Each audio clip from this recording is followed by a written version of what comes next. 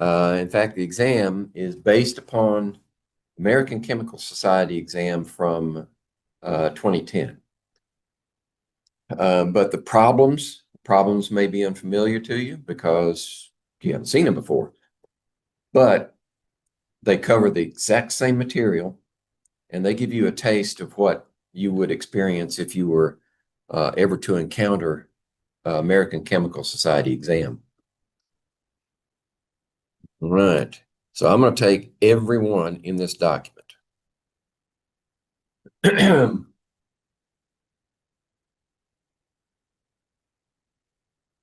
right, number one. Which salt will form a neutral aqueous solution? Remember, this is a final exam review, so everything from the first day we walked in till now is fair game. Well, what we're looking for, A, B, C, D, and that's it. So we have choices here, KBr, sodium fluoride, ammonium chloride, and strontium acetate. Strontium 2 acetate, exactly. Okay, that looks like a U, doesn't it? There we go. All right, remember the rule of thumb for determining the expected acid-base condition of a solution made from a salt. You look at the source, the origins of each of the cations and anions. So this one would have come from KOH, this one would have come from HBr. This one would be sodium hydroxide, this would have been HF. This would have been ammonium hydroxide, this would have been hydrochloric acid, this would have been strontium hydroxide, and this one would have been acetic acid. Okay, rule of thumb. If the salt can be traced to its origins of a strong acid, a weak base, then the solution will be acidic. Right, do we have any like that? Strong acid, weak base, right? This is going to be acidic. Reason I'm going through every one of them is maybe I change it around. I say, which one will form an acidic solution or which one will form a basic solution? So I'm going to give you each one, not just the right answer. Sodium hydroxide and hydrofluoric acid. Remember, hydrofluoric acid is a weak acid. So this one's going to be basic. Strontium hydroxide and acetic acid, that's a weak acid. Strontium hydroxide should be a strong base because strontium is an alkaline earth. KOH and HBr, strong base, strong acid. This one is neutral. Okay, that's why KBr is the answer. Number two. Let's try this. Here we go.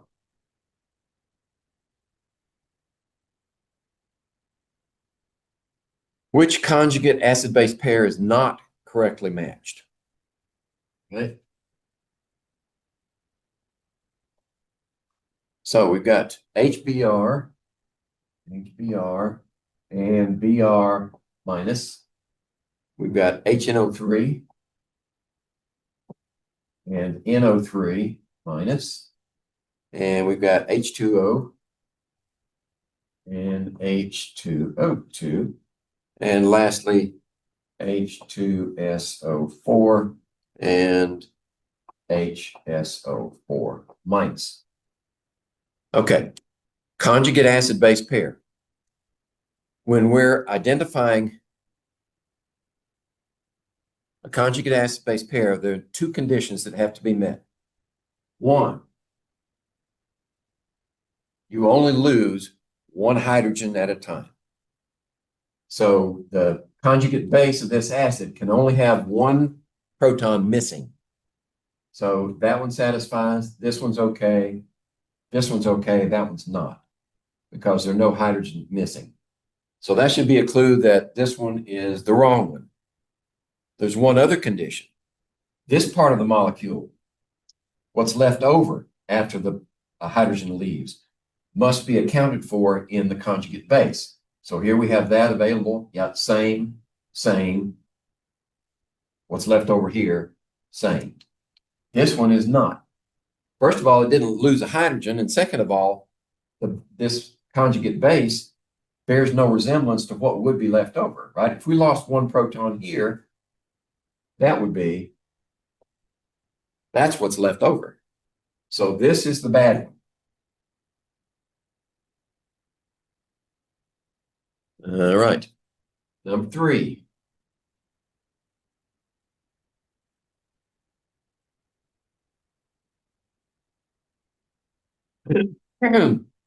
According to Lewis theory, a Lewis base is, okay, here's the way I look, I keep it straight in my own mind. I go to Bronsted-Lowry acid and base. So this would be Bronsted-Lowry acid. This would be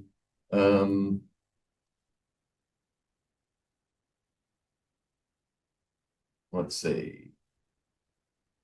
See, this would have to lose a hydrogen. This would have to gain a hydrogen. So we'd have to use water in this case. And one of the hydrogens would be transferred here, and that would leave OH minus and HB.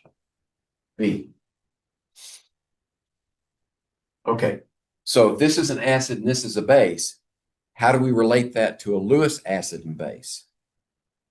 A Lewis acid then would be the same as a Bronsted-Lowry acid in this case, but we're focusing on the electrons. So if we have an electron pair here, where does that electron pair go? The electron pair stays here. That's why this is positive and that's negative.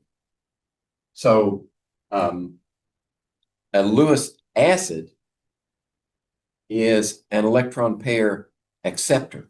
This A accepted the electron pair. Electron pair acceptor. Whereas here, if you transfer this, a hydrogen over here, how did we form that bond? Where did those electrons come from? They had to come from the Lewis base to form that bond. So that the electron pair is what forms the bond with this hydrogen, because the hydrogen comes over with no electrons. So this is an electron pair donor. That's the Lewis base. This is the Lewis acid. Okay, that's how I keep them straight.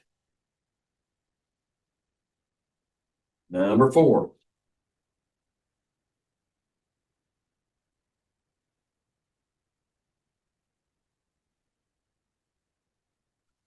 When equal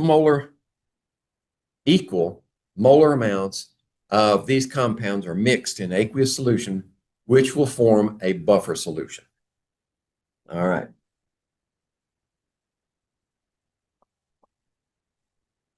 So we got sodium hydroxide and sodium carbonate. All right. We got HCl and sodium hydroxide. We've got HCl, sodium chloride, and we have acetic acid and sodium acetate.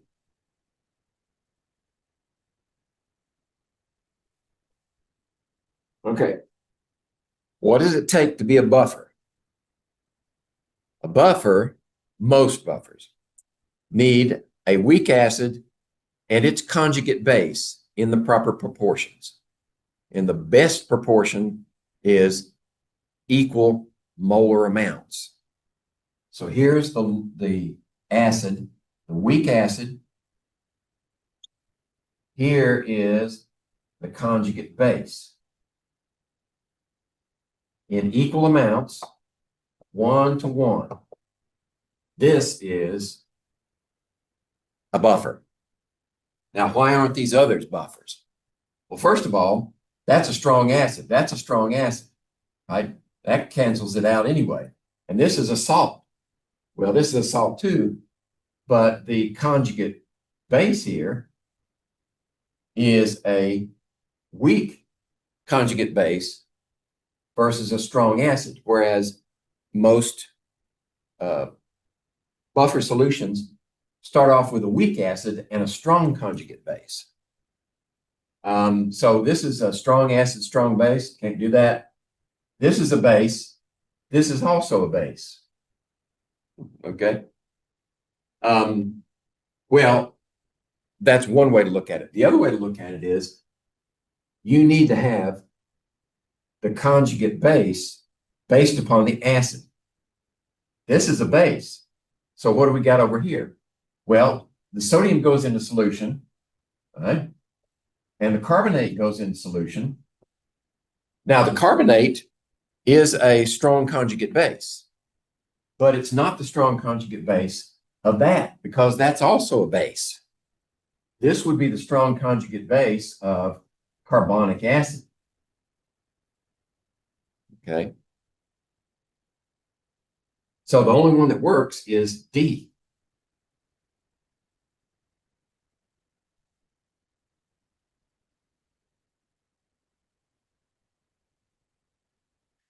All right. Number 5. Looks like we're still in acids and bases. Which titration has an equivalence point with a basic pH? An equivalence point with a basic pH. Okay. Let's see. Let's put them all up here so we can talk about it. First one, perchloric acid and calcium hydroxide. Okay. Sulfuric acid and KOH. Okay. HNO3 and KOH.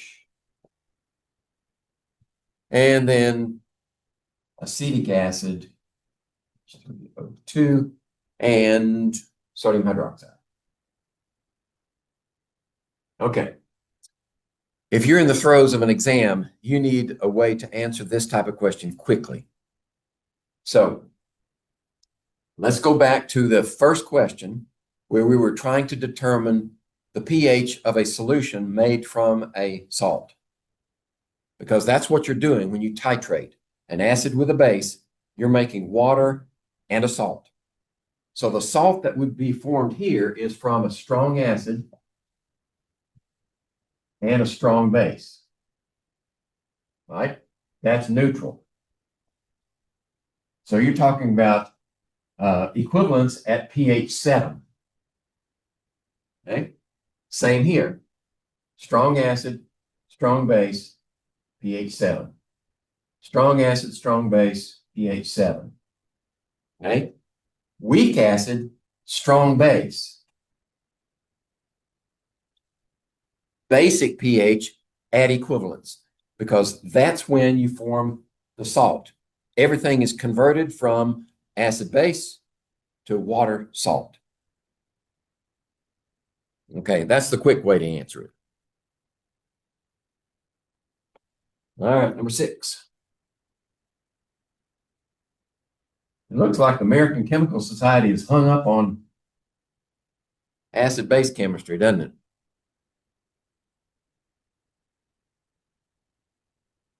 Identify and justify the Bronsted-Lowry base in the reaction.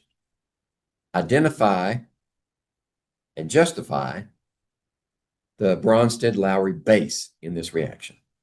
All right. So if we have ammonia reacting with hydrobromic acid, and it says that one of the products is ammonium bromide. Ammonium bromide. All right. So when when we're talking Bronsted-Lowry, which one is the acceptor and which one's the donor? This is the donor. That makes it the base. Proton donor, proton acceptor. Okay? So the proton ammonium is the proton acceptor. Oops, I got that backwards. This is a proton donor. Sorry. This is the proton acceptor. Right? That proton goes over here. That gives you that part of the molecule. Now, it's a little more complicated than that, simply because this is occurring in aqueous solution, but this is an abbreviated, simplified form of the reaction. The stoichiometry, if you had calculations to do, it would work out just the same. Okay. All right. Now we're going to change tunes a little bit. Number 7.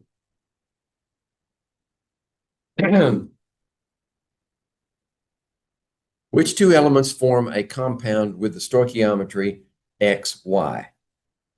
All right. A, B, C, and D. And we have aluminum chlorine, aluminum oxygen, magnesium, sulfur, and sodium and oxygen. All right, we want a 1-to-1 stoichiometry, 1-to-1 ratio of cation to anion. So what type of compound will these form when they go together? Type 1 or type 2? Because they're metal, non-metal. Can't be a type 3. So it's type 1 or type 2. Well, aluminum always has a 3+ charge. Magnesium is an alkaline earth. It always has a 2+. Sodium is an alkaline metal, always 1+. So ionic, anionic species, halogens, 1- charge, 2-, 2-, 2-. Okay. So all we have to do now is balance the charges. So how many of these would it take? Well, it would take 3 of those, right? It would take 2 here and 3 there, right? Cross multiply. It would take 1 and 1 here, and it would take 2 there. There's your answer. 1-to-1 magnesium and sulfur. Okay. All right. I can't get all this on the screen the way it is. I might have to shrink it a little bit. Number 8. Let's see if I can shrink it without making it invisible. Keep going, keep going. Oh, almost. Almost. See if I can adjust it manually, just this hair. Ooh. Oh, I'm going to have to keep going. There we go. All right. Number 8 says the reaction HNC gas yields HCN is 0 order in HNC. Okay. What we're doing is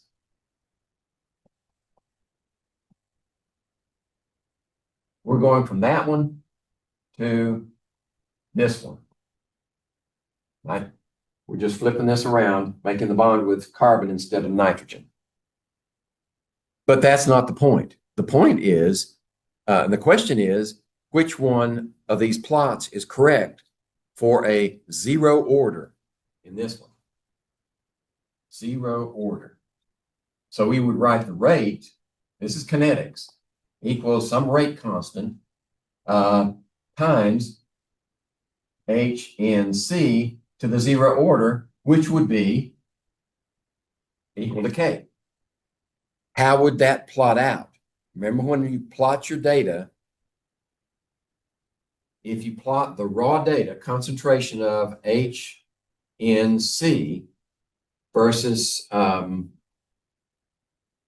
time, then you're going to get a straight line like that. Just the raw concentration. That's why A is the answer here. If it were first order, we would go to D, natural log. And B and C are incorrect, both of them. Right? You would take the inverse for second order, but it would not give you a negative slope. It would give you a positive slope. So the only correct answer here is A. This one, just the raw values, T, and the slope here is actually K.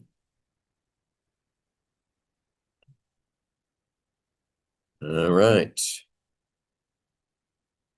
Most of these American Chemical Society exams are designed as multiple choices where you can get the answer really quickly. Right? You don't have to spend a whole lot of time working out a problem. So it goes quickly based upon concepts. Occasionally you'll have to do a calculation, but they're not really that involved if you know what you're doing. That's the question. Number 9. All right, let me blow it back up now that we got that out of the way. How about that? Bigger? Yeah, there's good. What's the primary attraction when gases HF condense? So if we've got a gas made of this molecule and it condenses into a liquid, what are the forces involved? Right? Well, first you need to ask yourself, is this a polar or a nonpolar molecule? We know that the electronegativity of fluorine is the greatest in the periodic table, so it's going to be polar in that direction. That is, this is going to be slightly negative, this is going to be positive. So the interaction is definitely dipole-dipole, but it's a special kind of dipole. Remember, if this atom is either fluorine or oxygen or nitrogen attached to a hydrogen, you're talking about hydrogen bonding. Right? So that's why dipole-dipole attraction is correct, but it's not the best answer. The best answer is hydrogen bonding. Okay? What other forces are available? Well, we're not forming a covalent bond, obviously. But how about London dispersion forces? Are they there? Yeah. Oh, yeah. They're always there. But are they significant? No. No, they're several orders of magnitude weaker than dipole-dipole, and even weaker than that than hydrogen bonding. So the major attractive force is supplied by hydrogen bonding.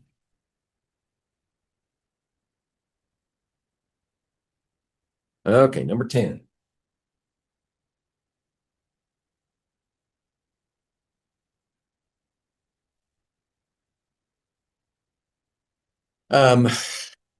Let's see, I got to move this a little bit out of my way here. Maybe I'll just read the screen.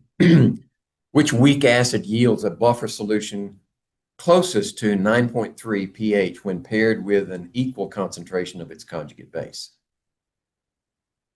All right. Let me see. The quickest way I can get this one is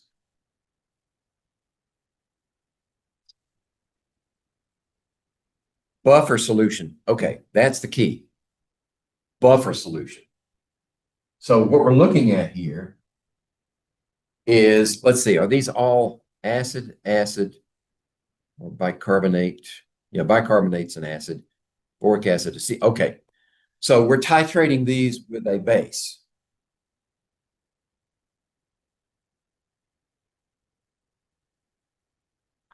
Okay.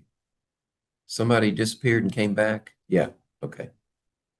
Oh, we lost Ann. Ann might have had to go to work. Anyway, if we got pH on the y-axis and added base for these acids, then the pH, the profile is going to be like this. Okay. Where is the buffer zone? Where you have equal concentrations of what's left over, acid and conjugate base, is right there. Okay. Now, this, depending on the acid, this part of the graph could move up here, it could move down, it could be like this, right? It could be like this. Remember that from your textbook? It could be like this, right? Just depends on the acid. But what you want to focus on is what is the pH at this buffer position right here. And the problem says it's 9.3. Okay. So if that's the case, and we know this is at the buffer, this is also equal to the pKa. And we're given Ka values. So what we need to do is convert that into Ka and compare it to our 4 possibilities. Okay. So the Ka then is going to be 10 to the minus 9.3. Let's see, let me get my calculator.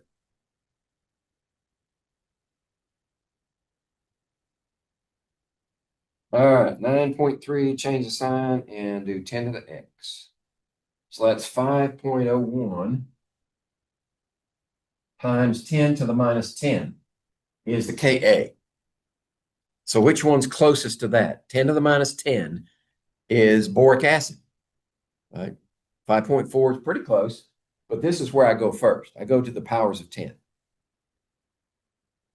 Bicarbonate is smaller than that, and acetic acid and dihydrogen phosphate are much, much larger than that.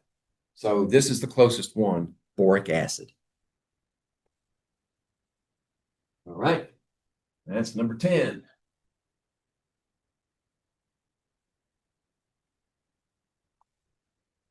Let's see, number 11. Oops, I did that not on purpose. There we go. Number 11.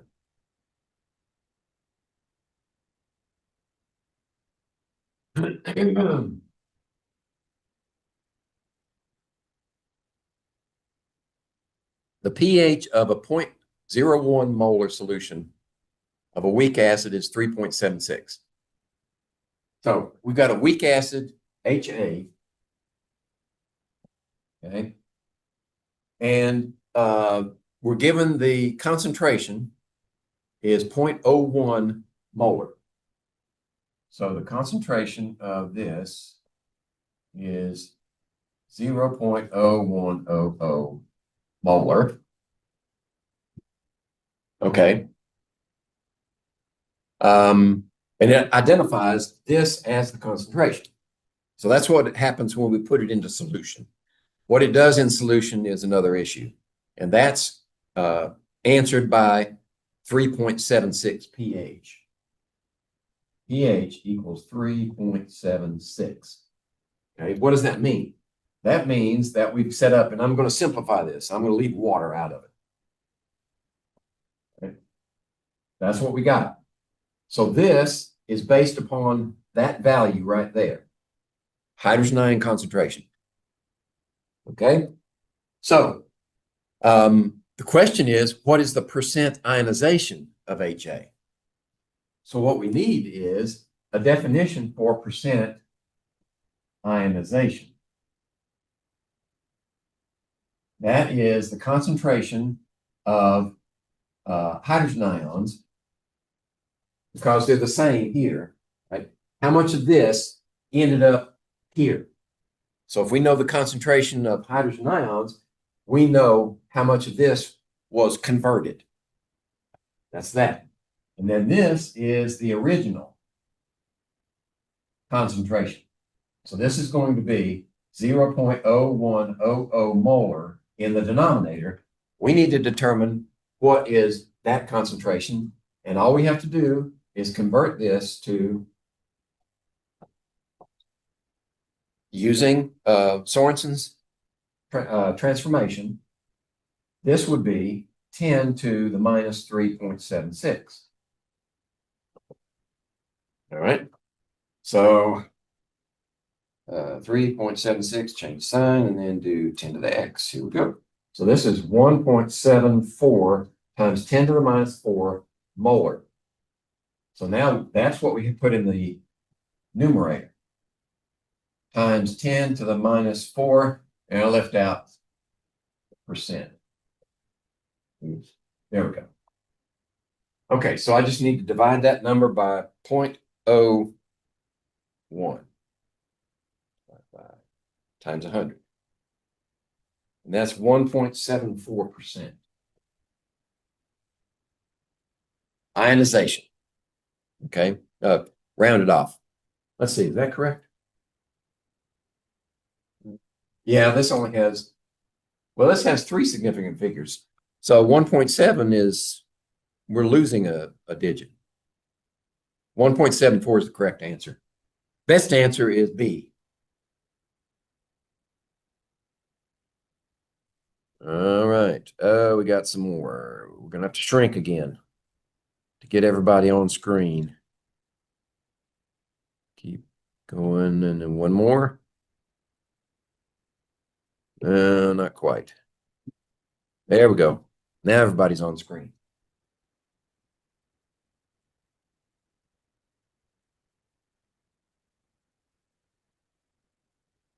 Let's see. Let me get rid of some of the ghosts here.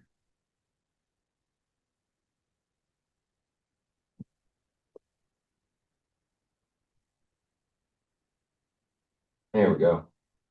All right, number 12. Which sketch best represents the titration of a weak monoprotic acid with a strong base? A monoprotic acid is going to have only one equivalence point. So if we drew like we did before, added base, pH, it's going to start off like this, go like that. It has one equivalence point. This is monoprotic acid. Okay. If we had a diprotic acid, say I got sneaky and changed it to diprotic, then we would go like this. First equivalence, second buffer, second equivalence, and then out. Right? So there's your first equivalence, first proton. There's your second proton. We can have a base in this region, I mean a buffer in this region, or we can have a buffer in that region. Okay, that would be a diprotic. Let's see. Yeah, A would fit that one. Right?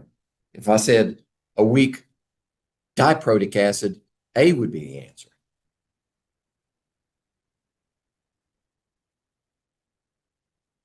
All right. Okay, we can blow it back up again. One more. One more. There we go.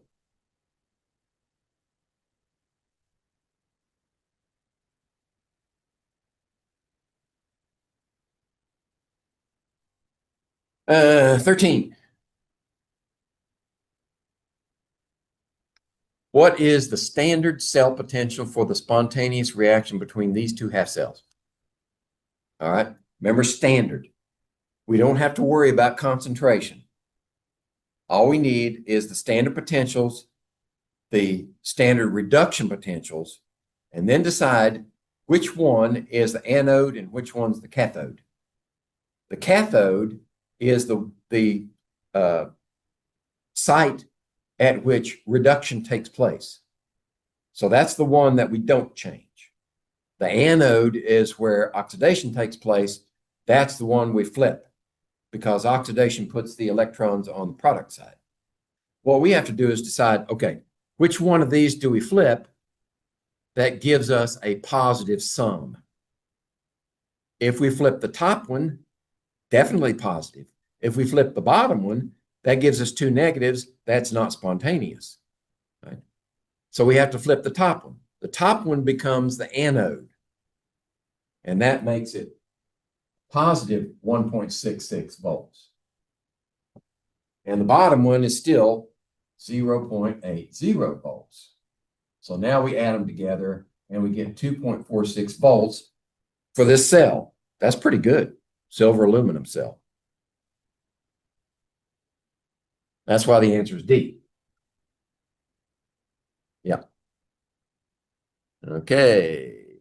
14.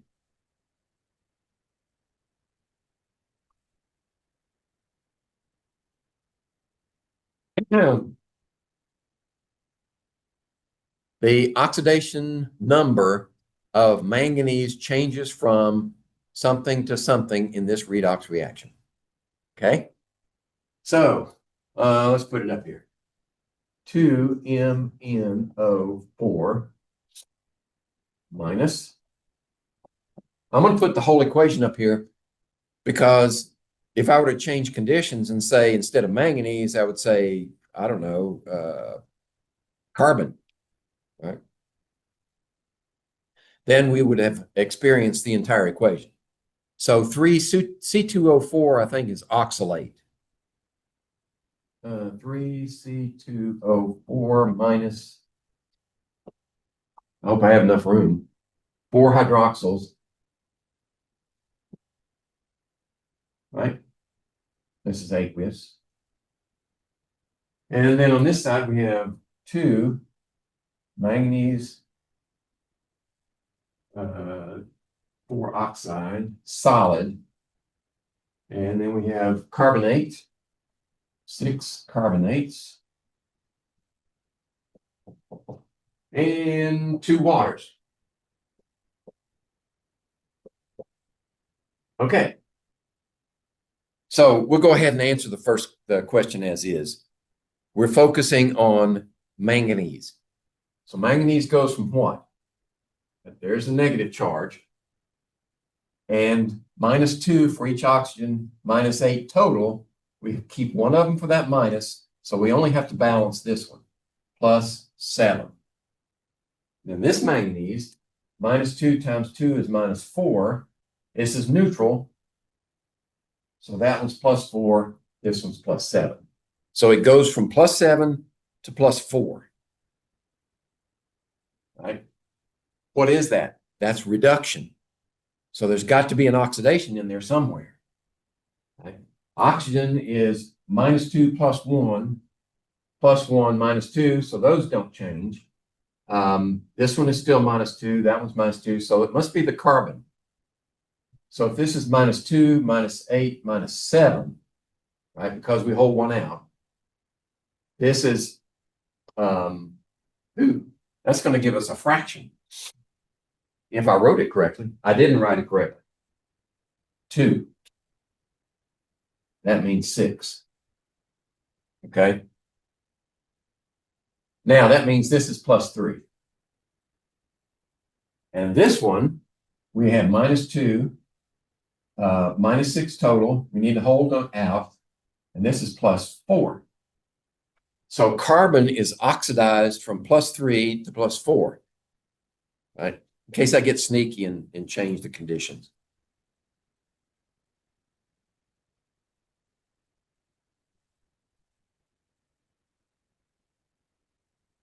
All right, 15. Yep, everything's there. Number 15. What is the equilibrium constant expression for this reaction? All right. We know how to write the equilibrium constant. We know what parts of the balanced equation, that's the first thing, is this equation balanced? And we check 6 carbons on one side, 6 on the other. Yeah, that's right.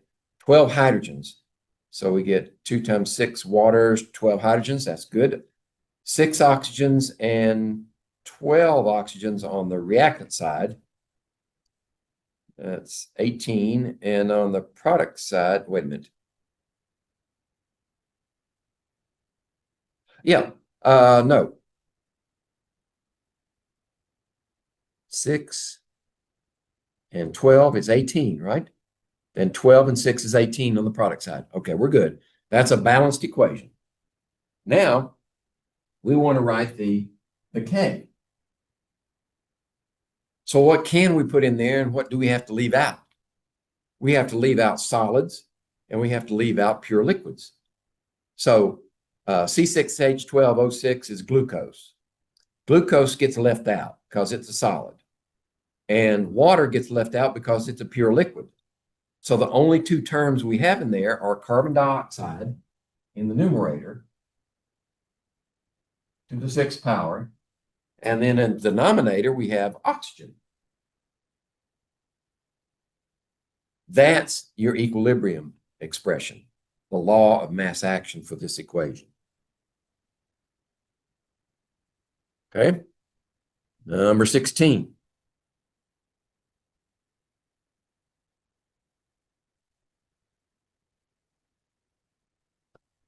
Okay, for an endothermic reaction performed at two different temperatures, which condition gives the higher concentration of products at equilibrium? Assume that the temperature is the only variable. Okay. So an endothermic reaction. Say we have A plus B yields C plus D. An endothermic reaction means that the heat term goes on that side. Okay.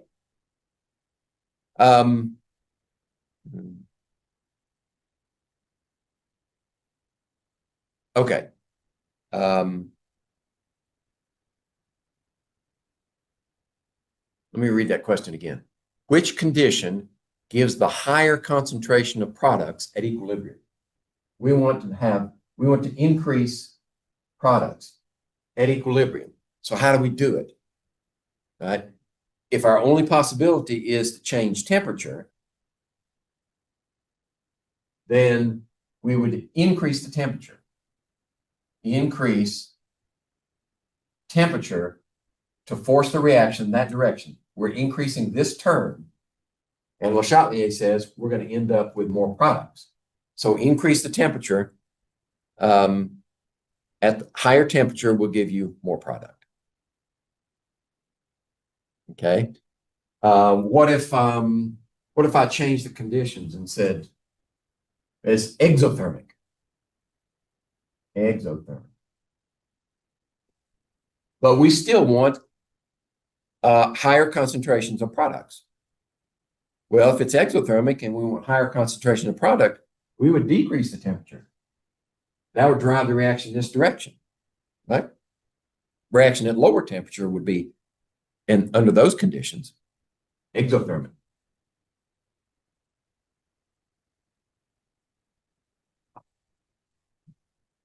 All right, 17.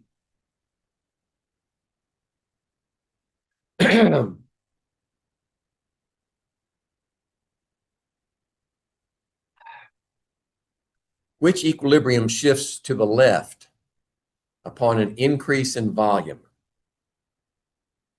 Okay. Okay, what I'm going to do here is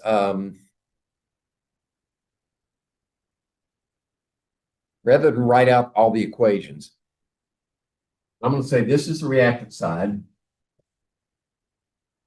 This is the product side.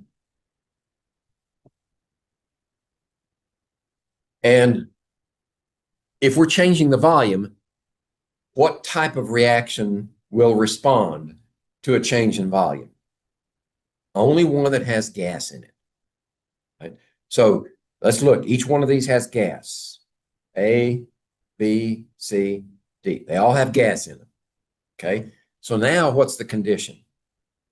The condition is what's the ratio of products to reactants.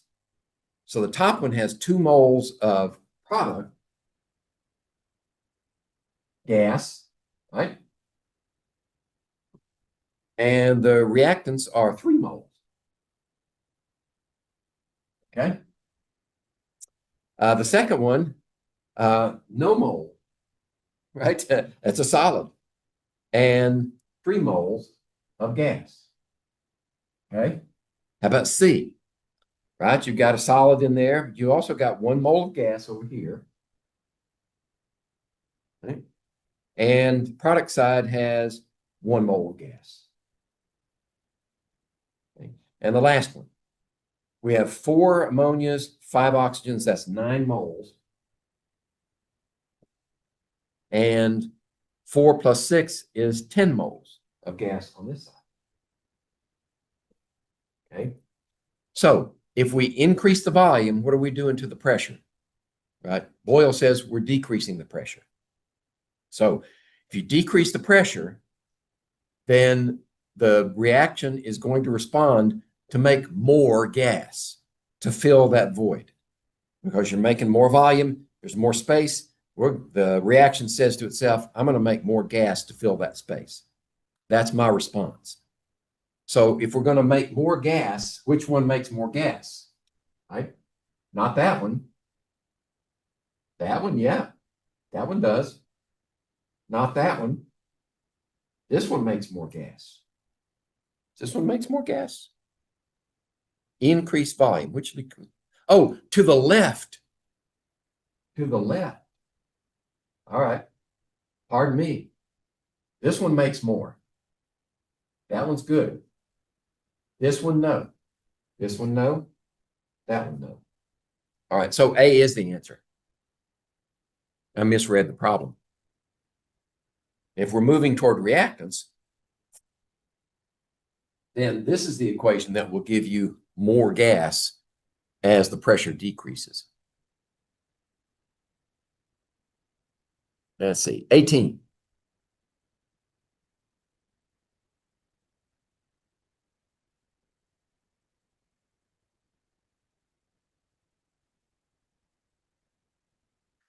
According to the collision theory for chemical reactions, why do most reaction rates increase as temperature is increased? So complete the statement at higher temperatures, A, B, C, or D.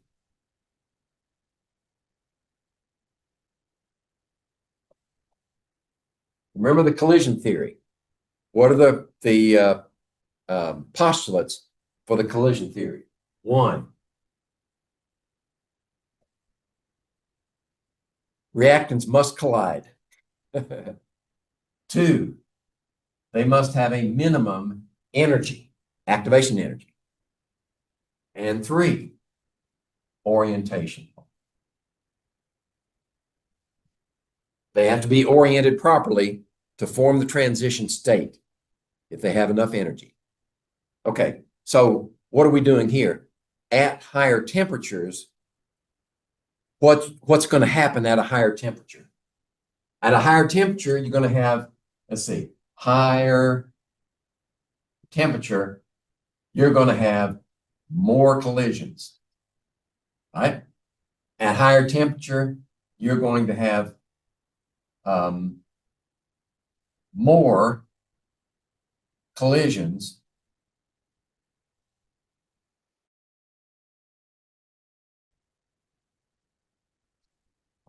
activation energy. Says nothing, we can't predict orientation here. That's random. All right, so it's just these two. More collisions and more collisions with sufficient energy. Okay, so which one of these satisfies? The concentration of the reactants increase? No, we didn't change the concentration. All we did was change the temperature. Activation energy of the reaction decreases. The activation energy doesn't change. The amount of energy that's supplied to the reactants does change, but the amount of energy required does not change. C, more molecules collide with necessary energy. There it is right there. Satisfies both these conditions. And more molecules have proper orientation? No, we didn't say anything about that. And besides, we can't tell whether their orientation is correct because there are too many of them, right? We can't see down to that level. So we have to treat it statistically. We have to treat it as if they're all random encounters. The only way that we can modify, okay, there is a way that we can modify the orientation. What is that? Catalysts. A catalyst will allow us to modify the orientation of molecules as they collide. They associate with the catalyst in some way that orients them correctly, then they can react. Right? That's the only way we can modify orientation of a collision. All right, let's see. Yeah, got everything on screen. Number 19.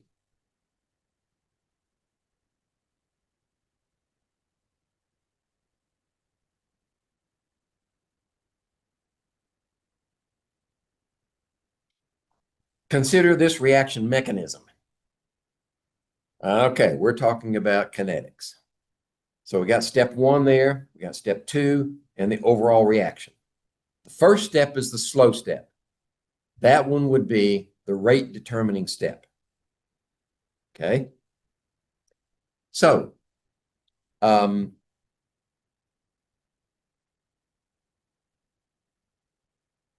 remember the rate determining step, the slow implies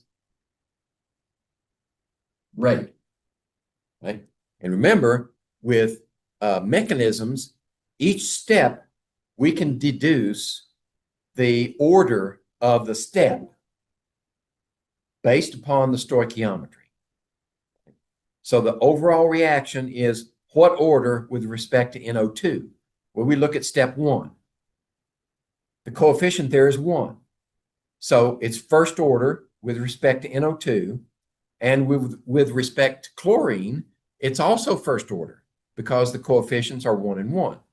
Remember, we can't do that with the overall reaction. But with any proposed step, we find the slow step.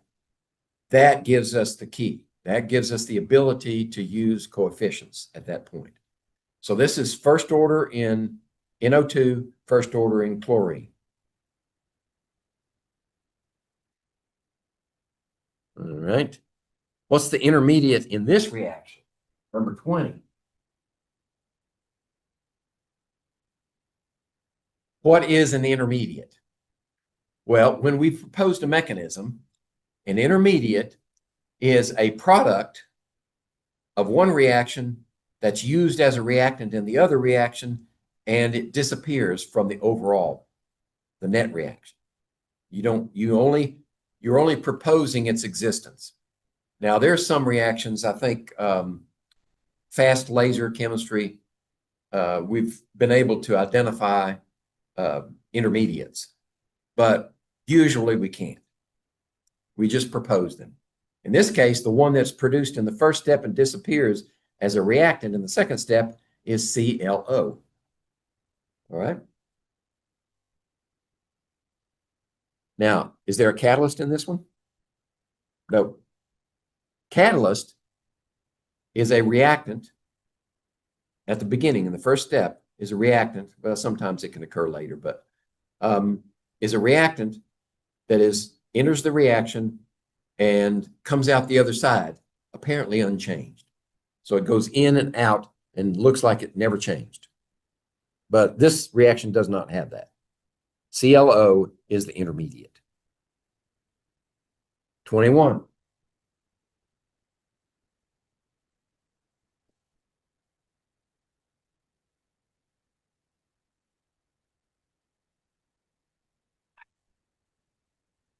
Which statement best explains why a catalyst increases the rate of reaction? All right. If you remember the energy diagram, right, this is progress of the reaction. And let's take an exothermic reaction. So we have reactants here, and we go through a transition state, and then we go down to our products. Okay, this is the activation energy uncatalyzed. Okay? What does the catalyst do? The catalyst lowers the activation energy. Right? So here is the activation energy catalyzed. Okay? Lowers the activation energy. How does it do that?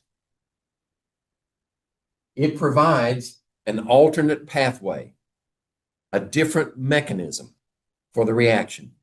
The reaction under these conditions here would go through 2, 3, 4 steps to get where it's going.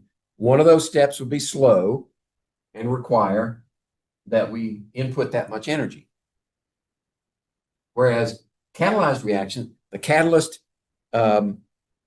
reacts, it is a reactant, and it allows a different mechanism to proceed that is faster at lower activation energy, right? Lower activation energy means faster reaction. So, which one of these statements best answers that question? It provides an alternate mechanism with a lower activation energy. A is your best answer. Now, it has nothing to do with equilibrium constant, right? Equilibrium constants are based upon this region and this region. This is kinetics. Rates of reaction in that region. C says it raises the temperature of the reaction mixture. No, it doesn't, right? We didn't say we changed the temperature. We just added a catalyst at the same temperature. Increases the concentration of the reactants. Well, no, you would expect it to increase the concentration of the products for one thing, but that doesn't explain why it works. A is your best answer.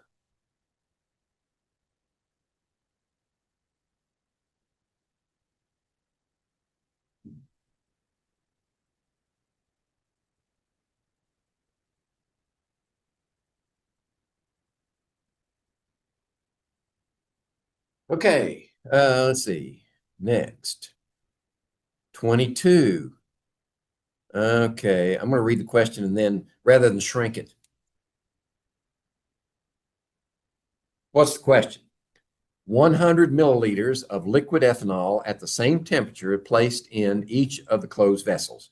All right, we've got 3 different vessels. Looks like from 1 to 2 to 3, they're increasing in volume. After equilibrium is established, which volume has the smallest mass of ethanol vapor? Well, look at it this way. The question is, and here it's easy to read this incorrectly, the smallest mass of vapor. They're all going to have, at the same temperature, they're all going to have the same vapor pressure, right? Vapor pressure for 1 equals vapor pressure for 2 equals vapor pressure for 3. They all have the same pressure. How do they get there? The only way they can get there is to fill that space with enough gas molecules to provide the pressure, right? And if you have a larger volume, you need more molecules, right? Remember Avogadro's law, right? Volume and moles of gas are directly proportional. If you want to maintain a constant value for that ratio, you have to, if you increase the volume, you have to increase the moles. Right? That's Avogadro's law. So that means we need to convert, for 3, we need to convert more of that liquid into gas. That means this will have the greater mass of gas.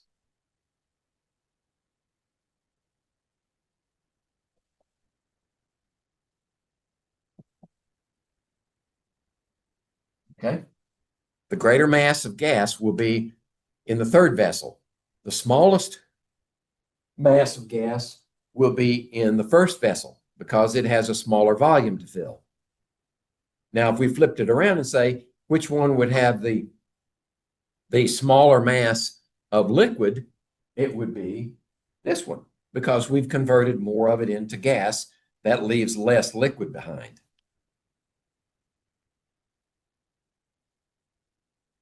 All right, number 23.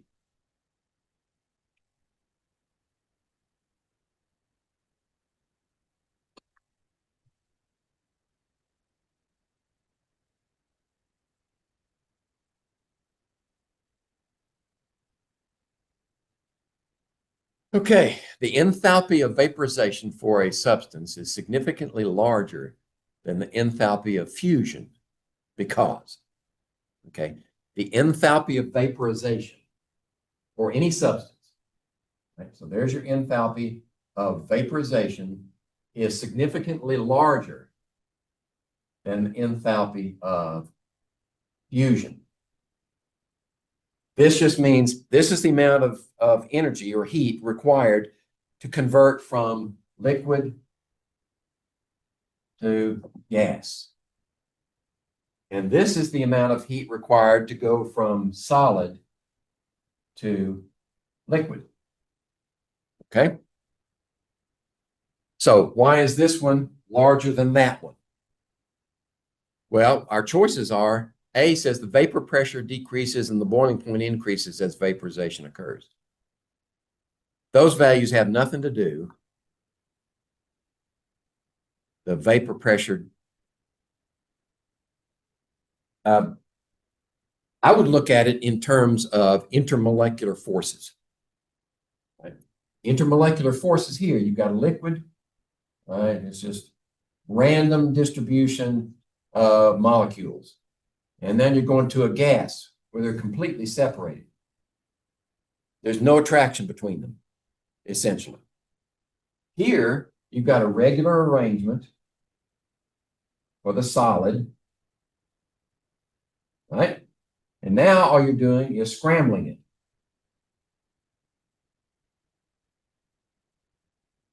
You still got forces interacting, but now these molecules can move past one another. Right? So to form a vapor, all intermolecular forces must be overcome to go from here to here. So if we think of it in terms of forces, that makes sense. All intermolecular forces are overcome here. They're only slightly weakened here. That takes a lot less energy.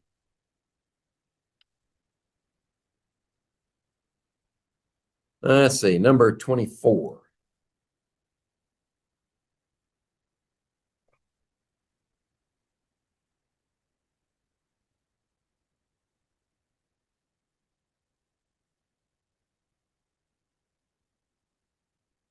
Okay, we're still good. Which aqueous solution has the lowest normal boiling point? The lowest boiling point. Okay, let's put all of them up here. D, yep. Let's see, the last one says they all have the same boiling point. Same boiling point. A says 0.1 molal C2H5OH. 0.1 molal C2H5OH. 0.1 molal sodium chloride. And 0.1 molal K3PO4. All right. So what's the equation for determining the boiling point? Well, the change in boiling point is equal to the Van Hoff correction factor times the molality, right? Times the, I left out the constant, the boiling point constant for the solvent. right?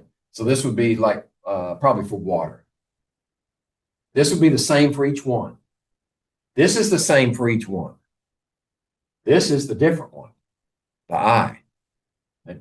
So if these are the same, exactly the same, then the one with the greatest I will have the greatest difference in boiling point.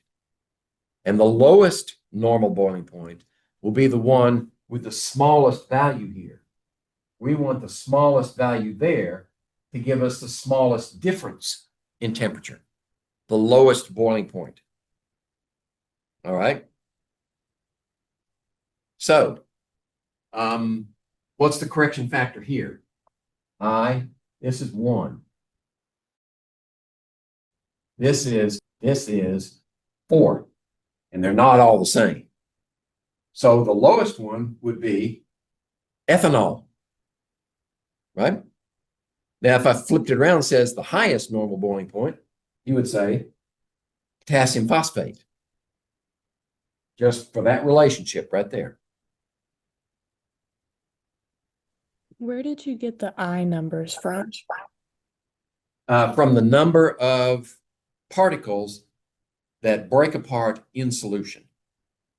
Right? Ethanol does not dissociate. Right? So it only makes one molecule, actually,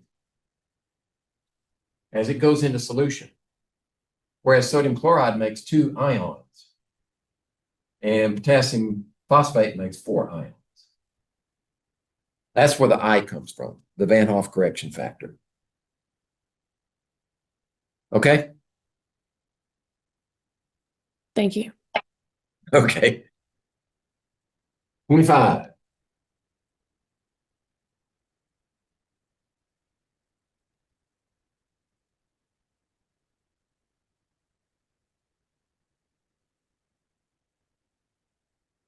Remember, that's a colligative property. The only thing that matters is what's the solvent and what's the K value for that solvent. And the only thing that matters after that is what is the molal concentration of particles after they go into solution. All right, 25. Let's see, a sample of water from the Great Lakes was taken in 2022. Sodium chloride concentration was 10.2%. Mass. So sodium chloride is, what was it? 10.2%. 10.2% mass. And the molar mass is given. We may need that. The density was measured at 1.195 grams. 1.195 grams per milliliter for our salt water. Okay. What is the molar concentration of sodium chloride in the sample of seawater?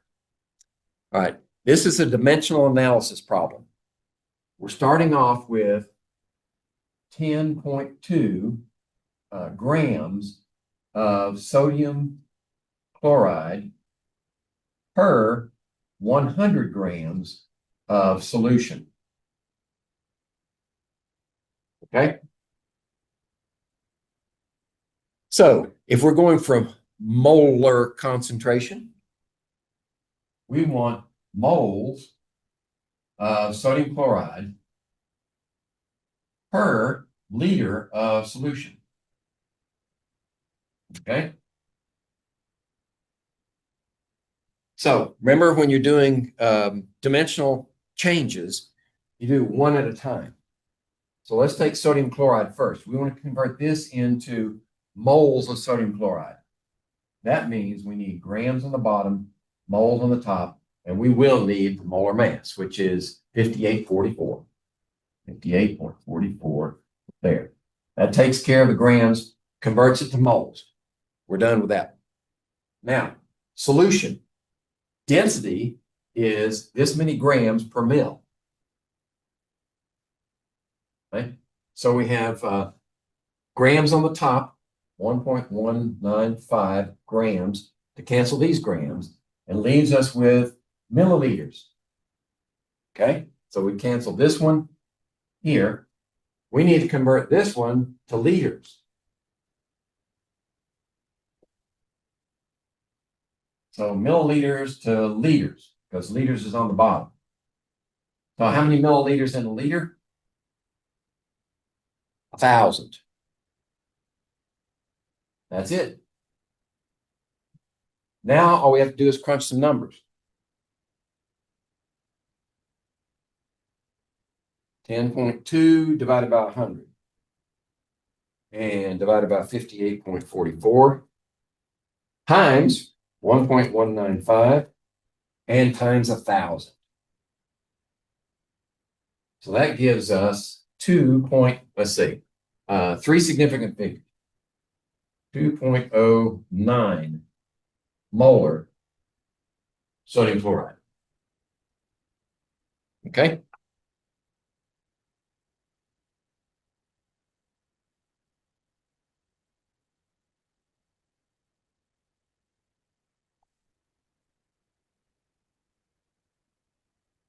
All right. Next. 26.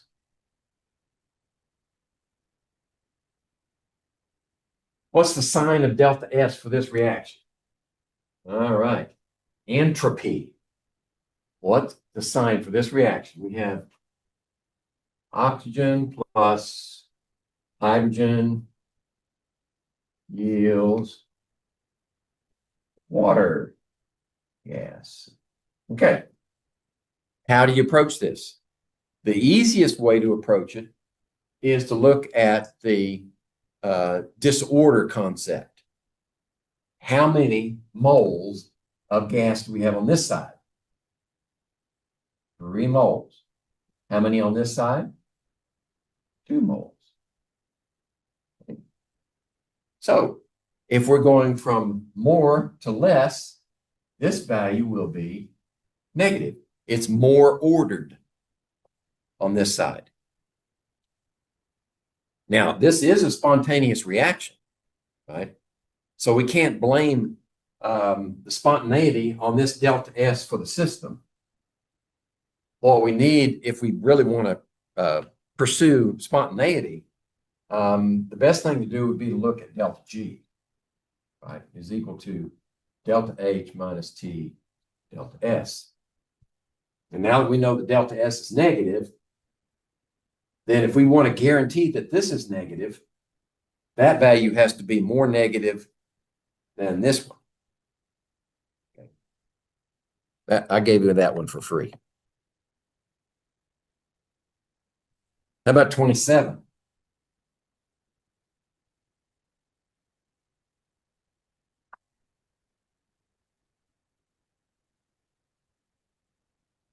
Okay, the pH of an aqueous 0.00796 molar solution of hydrogen iodate. I assume that's in, it's in solution, so it's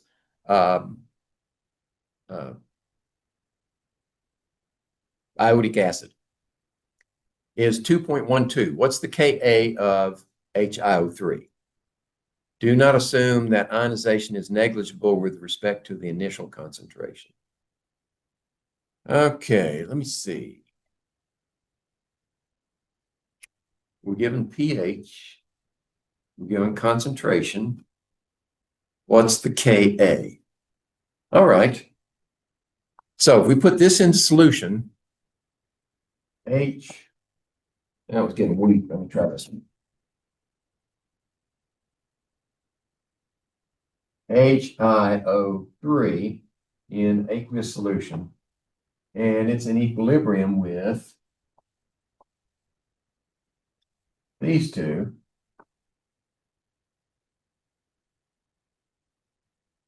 Okay. So there's our equilibrium expression.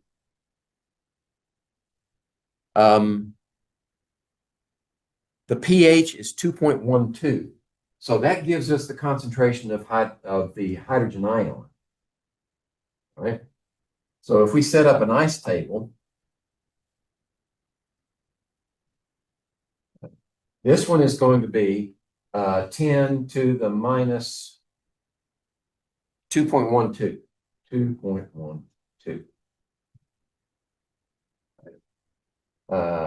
Yeah. So that'll give us the concentration of the hydrogen ions at equilibrium. 2.12, change the sign, 10 to the x. So this one is 7.59 times 10 to the minus 3 molar. Okay. Now, how did he get there?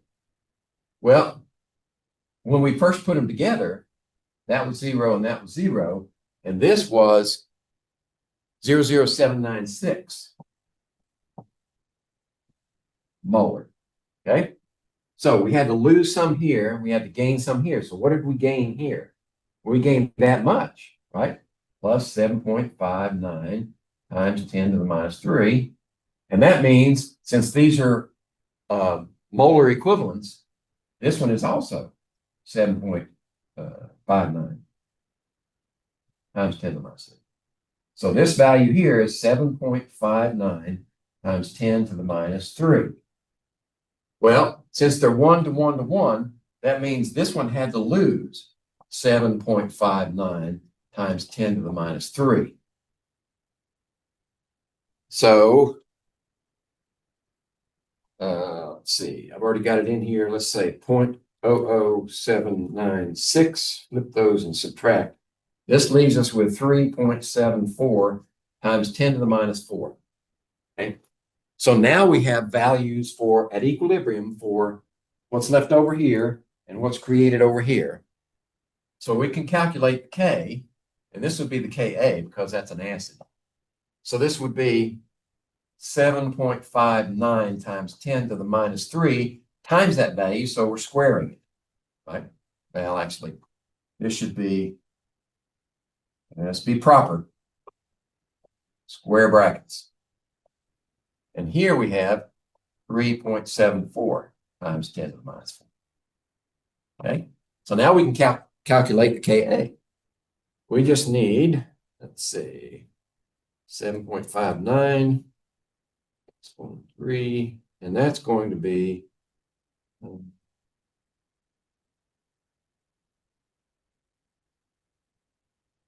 enter 7.59 times those two, and then I need to flip it and divide. Yes. Okay, so I get 0.154 is the Ka. Rounding error, 0.16. Okay.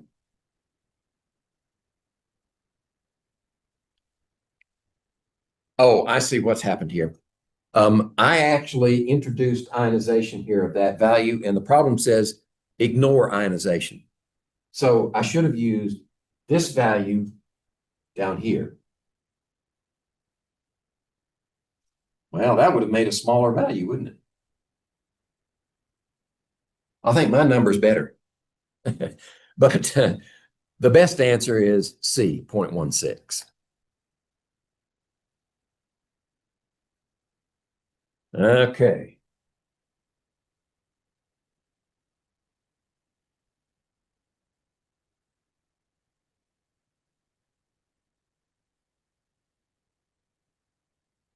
$28. See how we're doing on time. Okay. Let's see, 28. And maybe we'll get halfway. Yeah. We'll probably get halfway and then we can finish up on let's see. Finish it up on Thursday. Yeah. And that will leave the last week, which should be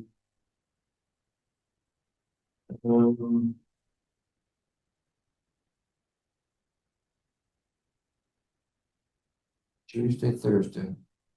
Oh, final exam week. Yeah. So if we finish this up on Thursday, then we won't have to meet for the last week of class unless you want to come in and take the exam on paper. If you do, then I'll be here. If not, then I've enabled the final exam in Brightspace. Okay, back to 28. What is the pH of an aqueous solution of equal volumes of 0.60 molar nitrous acid and 0.3 molar sodium nitrite? The Ka of HNO2 is 4.46 times 10 to the minus 4. All right. Simple, quick way. Henderson-Hasselbalch equation. pH equals pKa plus the log of the conjugate base, which is 0.3. Well, let's write it here. This is NO2 minus from sodium nitrite and 0.6 molar from nitrous acid. Okay. So what we need is to find pKa. We got Ka, so we need negative log of 4.46 times 10 to the minus 4. 4.46 times 10 to the minus 4. Calculate that value, and that'll go right here.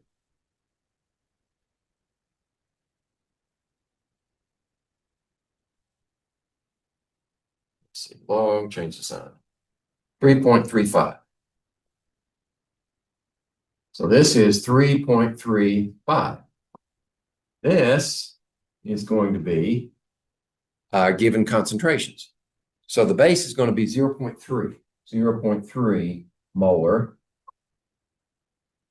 And HNO2 is going to be 0.6 molar. There we go. Now, let's say this is a half, right?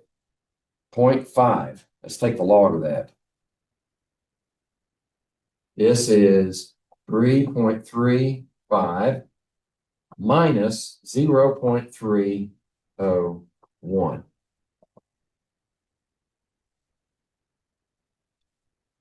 And that's 3.05 pH. Okay? There you go. Quick and easy.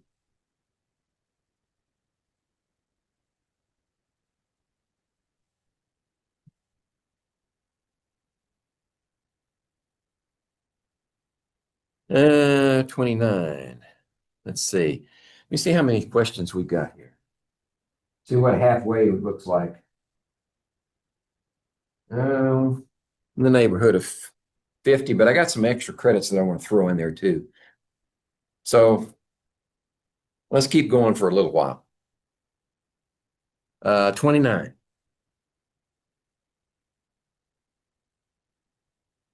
Which is the most prevalent species in a 0.25 molar aqueous solution of phosphoric acid? All right. The most prevalent species. Well, if we've got phosphoric acid, what's it going to do? Well, its first dissociation is going to give us one proton plus H2PO4, 2 minus. Oops, 1 minus, sorry. 1 minus. Then that can dissociate here. PO4 minus can become H and HPO4, 2 minus. And then last of all, this one can dissociate and give us another hydrogen plus PO4, 3 minus. And the Ka's for each one of these, right? This one is 10 to the minus 3. This one's 10 to the minus 8. And this one's 10 to the minus 13. Right? They're about 5 orders of magnitude apart. So this one is going to be the least. This will be the next possible. And this one is even, you're not even going to have much of this. So the major species here is that one right there. You're still going to have a lot of undissociated hydrogen phosphate molecules in that solution. All right.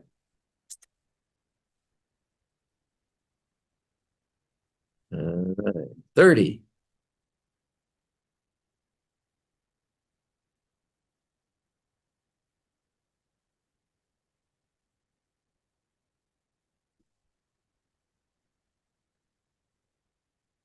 See, what species is the most powerful oxidizing agent at standard conditions? All right. So our choices, let's put our choices up here. First choice, Fe2+, let's see, aqueous. That might be important. I2, solid. Sodium, solid. And OH minus, aqueous. Okay. So if we're looking for the strongest oxidizing agent, we want the one that has the highest voltage for reduction, the highest reduction potential. The strongest oxidizer equals the largest E0. Okay. The most easily reduced, right? So if we look at the values here, right, sodium is minus 2.7. Well, sodium solid would be the other direction. Sodium's not going to work, right? It doesn't want to be reduced. It wants to oxidize. All right, strongest oxidizer needs to be reduced. Sodium goes the wrong direction, right? So sodium's out. Iron 2+, right? It's minus 0.45. 0.45 minus, and that's our E0. So for the reduction of Fe2, all right. How about oxygen? Well, we're not looking at oxygen because we want a reduction potential. So we need to flip it. And that makes minus 0.40. Minus 0.40 for the hydroxyl. Yeah, minus 40. Okay.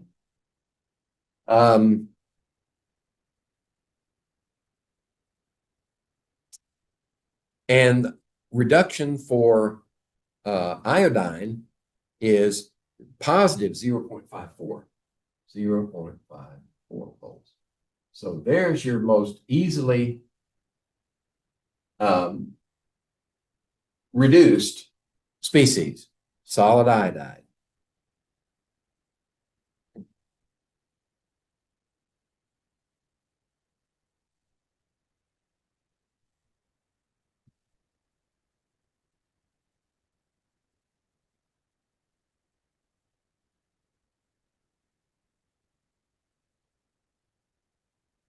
Okay. I was just thinking for a second. Takes me longer these days than it used to.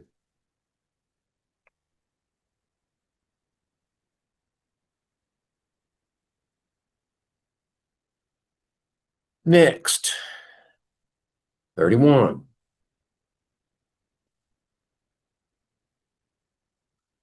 A current of 0.15 amps is passed through an aqueous copper sulfate solution for 20 minutes.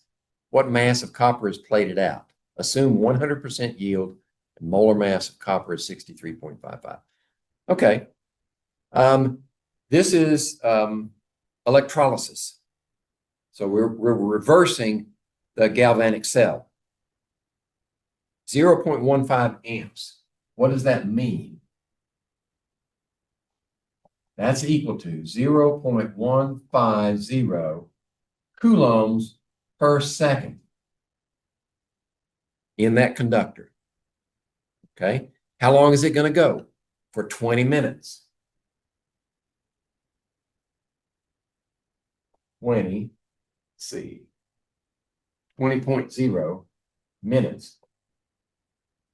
Okay. Well, right off the bat, we've got a discrepancy in unit sizes. So we've got to correct that one. Might as well do it now. All right. So how many seconds in a minute? 60 seconds in a minute. So minute goes in the denominator. Seconds goes in the numerator. 60 seconds. And actually, that cancels the seconds also. So now we got to deal with coulombs. What's a coulomb? In order to assess the amount of copper that's plated out, we also need the stoichiometry. So copper in solution is 2+, right? Copper sulfate. Sulfate is a 2-, copper is a 2+. And in order to plate that out, we need 2 moles of electrons for each copper to give us a copper solid. Okay? There's our stoichiometry. Now let's convert coulombs to moles of electrons so we can get at the amount of copper. So what we need is a conversion to moles of electrons, and this is 93,460 something, I think. I have to look it up. Let's see. 96,485. 96,485 coulombs per mole of electrons. Okay, so now we got rid of coulombs, got moles of electrons. Now we need to convert moles of electrons to moles of copper. What's the ratio? 2 to 1. Okay. Now we want to convert moles of copper to mass of copper. So I'm going to bring this down here. Times, right, moles of copper to grams of copper. Right? So the molar mass is the conversion factor, 6355. There you go. So now dimensional analysis has taken us all the way to grams of copper. All right, we're starting off with 0.15 times 20 times 60 divided by 96,485 and divided by 2 and multiplied by 6355. So that gives us, let's see, standard notation? Yeah, standard notation. So I got 5.93 times 10 to the minus 2. 0.0593 grams of copper. Okay. 31.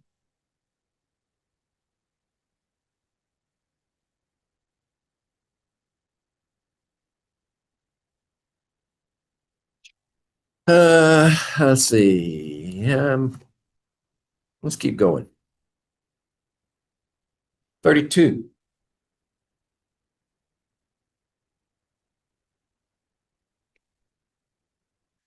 The reaction A to products obeys second order kinetics.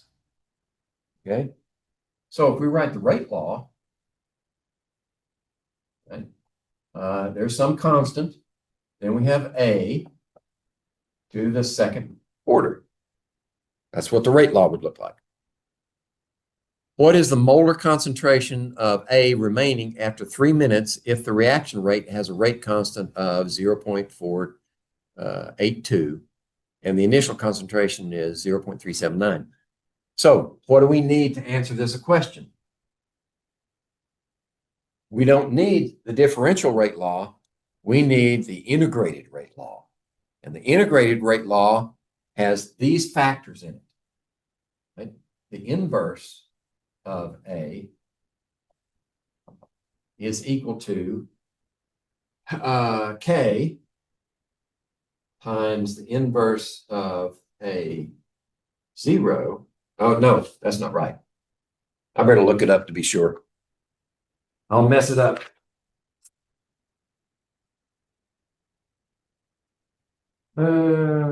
You just have to be able to recognize it.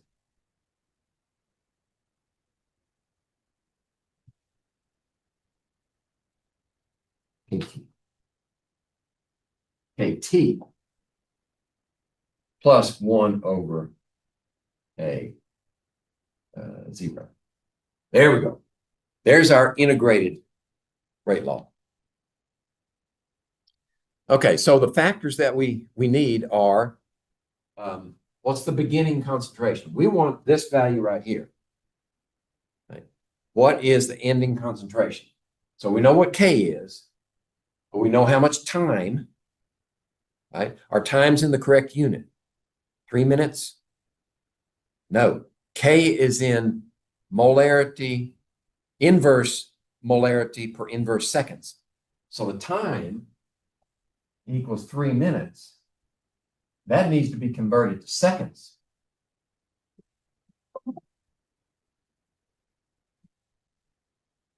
So what's that? 600, 180. 180 seconds. Okay. So if we fill in the values here, it's 1 over A equals the K value, which we're given, 0.0482, 0.0482, and time, 180 seconds, plus 1 over the initial concentration, which is what? 0.379. Now, 1 over A is going to be whatever that resolves to. 0.04, oops. Let's see, how do I get out of this? There we go. 0.0482. And 180 times that. So that's 8.676 right here. And then this is 0.379, take the inverse. And this is 2.639.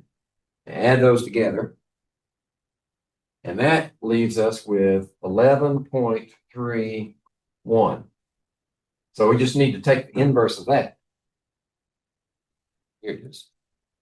And this says that A equals, let's see, standard notation, 0.0838 molar.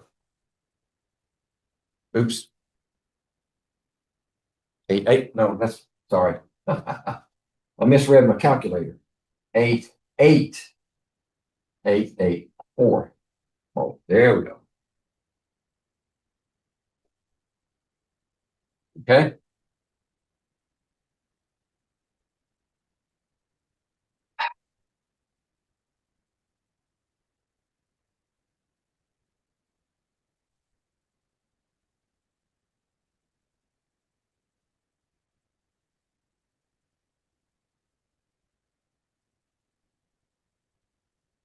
Let's see here. Okay. Which energy diagram? 33. I'm going to read the problem and then scroll so I can get everything on. Which energy diagram best illustrates a reaction that is thermodynamically disfavored and kinetically slow? Okay. So thermodynamically disfavored and kinetically slow. So we have to look at 2 parts of this list of, let's see, well, I can't get them all in there. Let me shrink it just a little. I get that one? Barely. Let's go one more. There we go. So we have all these possibilities. Remember, thermodynamics has to do with beginning and end. Doesn't matter what happens in the middle. If it's thermodynamically disfavored, you're talking about an endothermic reaction. Right? So which endothermics do we have? A and C. Either A or C. Right? Because they're both endothermic. Which one of those, now in the middle, which one of those has the highest activation energy? That will slow it way down. The highest activation energy is A. Right? So A is your answer.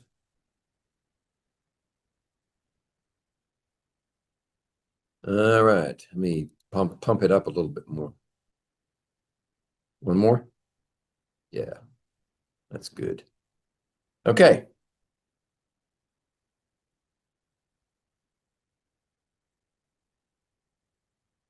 $34.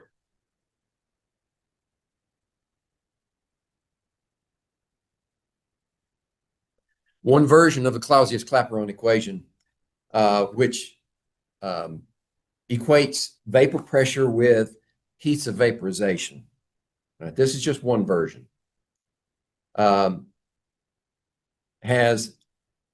the natural log of vapor pressure is equal to negative delta H of vaporization divided by RT plus natural log of beta plus natural log. Right? Does that look familiar? Y equals M. Let's see. If I factor this out, this is B. This is Y. If we factor this out, what if we would have to say this one over R times 1 over T. So this is our X, and this is our M. Y equals mx plus b. We would plot the natural log of vapor pressure against inverse of temperature. And it would give us a straight line with a slope of a negative slope of delta H over the gas constant. Okay. So the slope of the straight line plot of delta H over, oh, okay, it's asking for the plot. So we would plot natural log of vapor pressure versus 1 over T. And it would give us a negative slope. And the slope would be equal to negative delta H over R. Okay. That's what you would get from this Clausius-Clapeyron plot. So that would be natural log of vapor pressure versus 1 over T. B is your answer.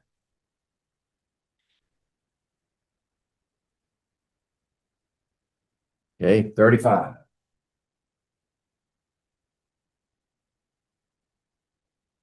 Let's see. I'll go till 11 o'clock. That would be a good place to break. 35. And then we'll finish it up on Thursday. I think we can do that. Solubility products. Silver chloride has a solubility product of 1.6 times 10 to the minus 10. Some people say 1.7. That's okay. What is the molar solubility of silver chloride in water? So KSP, then it's going to be based upon silver chloride solid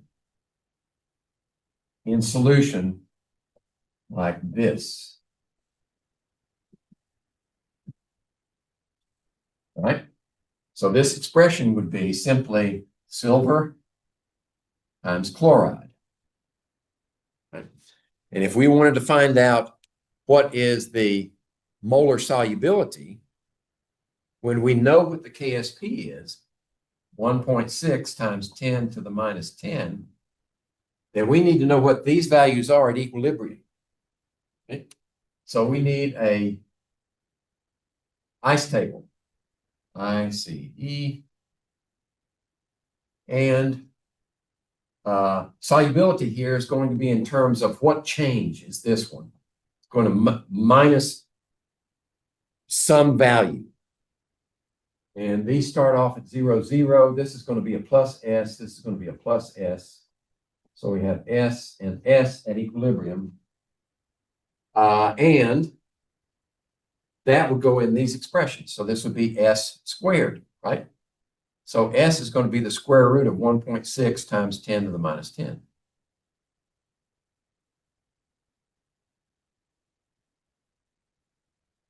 1.6, 10 there, square root. So I get 1.3 times 10 to the minus 5 molar.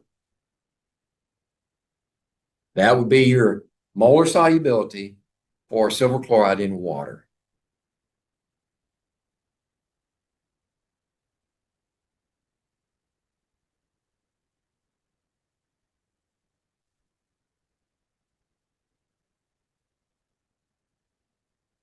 Let's see what the next one is. Vapor pressure. Switching gears here. This might be a good place to break at 36.